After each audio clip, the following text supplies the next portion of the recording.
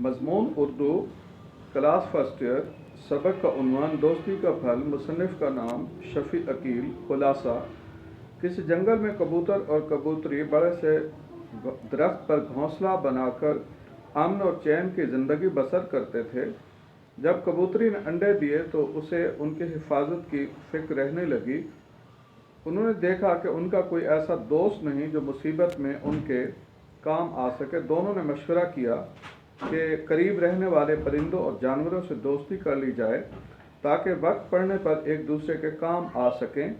करीब ही गिद्धों का एक जोड़ा रहता था।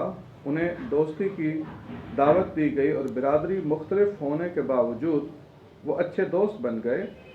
एक गिद्ध ने मशवरा दिया कि मेरी बात मानो, तो करीब ही एक सांप रहता है, अगर हम उससे दोस्ती कर लें तो ख़तरात से बिल्कुल महफूज हो जाएंगे। चुनाचे गिद्ध और कबूतर सांप के पास पहुँचे और उसे अपना मकसद दोस्ती बताया। सांप ने सोचकर जवाब दिया, दोस्ती बड़ी मुश्किल होती है, इसमें जान भी कुर्बान करना पड़ती है। कबूतर गिद्ध ने कहा, तुम हमें हर इम्तहान में साबित कदम पाओगे।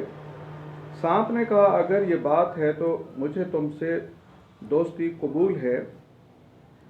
आज से हम सब दोस्त हैं और वक्त पड़ने पर एक दूसरे की मदद करेंगे। चंद रोज़ बाद कबूतरी के अंडों से बच्चे निकल आए। कबूतर और कबूतरी दिन रात उनकी हिफाजत करने लगे। एक रोज़ एक शिकारी जंगल में आ निकला। उसे शाम तक कोई शिकार न मिला। उसकी नज़र कबूतरी के घोंसले पर पड़ी। उसने फैसला किया कि खाली हाथ वापस जाना बेहतर नहीं, घोंसले से परिंदों के बच्चे ही ले जाएं। शाम हो रही थी, अंधेरा छा रहा था। शिकारी ने दरख्त के करीब आग जलाई ताकि रोशनी में घोंसले से बच्चे निकाल सके। ये देखकर कबूतर ने कहा, मैं अभी जाकर अपने दोस्तों को बुला लाता हूँ। कबूतरी बोली, पहले हम खुद कोशिश करेंगे, शायद इससे मुसीबत टल जाए। कबूतर कबूतरी उड़े, दरिया से अपने परों में पानी भरकर आग पर डाला। आग बुझ गई। शिकारी अंधेरे की वजह से दरख्त से उतरा और फिर आग जलाई। कबूतर और कबूतरी ने फिर दरिया से पानी लाकर आग बुझा दी। शिकारी को बहुत गुस्सा आया। इस बार उसने मोटी लकड़ियां जमा की, उनको आग लगाई ताकि जल्द न बुझ सके। कबूतर फौरन गिद्ध के पास गया और सारा किस्सा सुनाया। गिद्धों का जोड़ा फौरन आ गया और परों में पानी भर भर कर आग पर फेंकने लगा।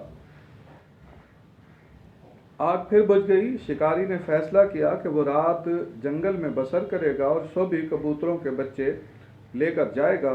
शिकारी की नीयत भांप कर कबूतर और गिद्ध अपने दोस्त सांप के पास गए, मदद की दरख्वास्त की। सांप बोला, घबराओ नहीं, मैं खुद देख लूँगा। शिकारी रात भर सोया रहा। सुबह उठा, जो ही दरख्त की तरफ गया तो उसकी आंखें फटी की फटी रह गईं।